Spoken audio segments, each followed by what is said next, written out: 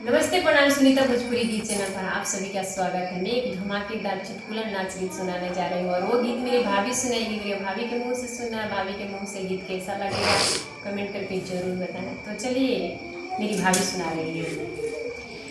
ए यावा हमर होती चुकी पियावा, ए यावा हमर होती चुकी पियावा,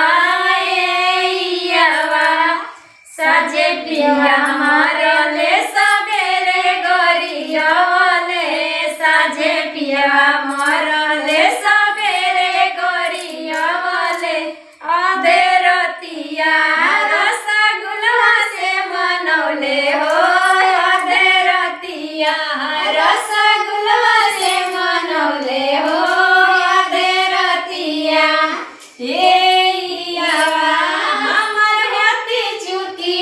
पियावा, यावा हमर होती चुकी पियावा,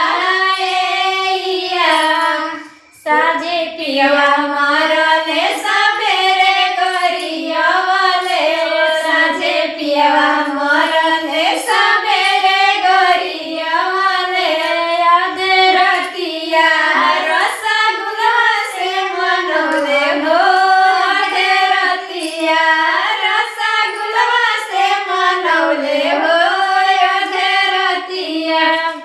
चुटकुला गीत आप सबको कैसा लगा प्लीज कमेंट में जरूर बताना। अगर अच्छा लगा होगा तो चैनल को सब्सक्राइब करना, शेयर करना, लाइक करना। तब तक के लिए नमस्कार।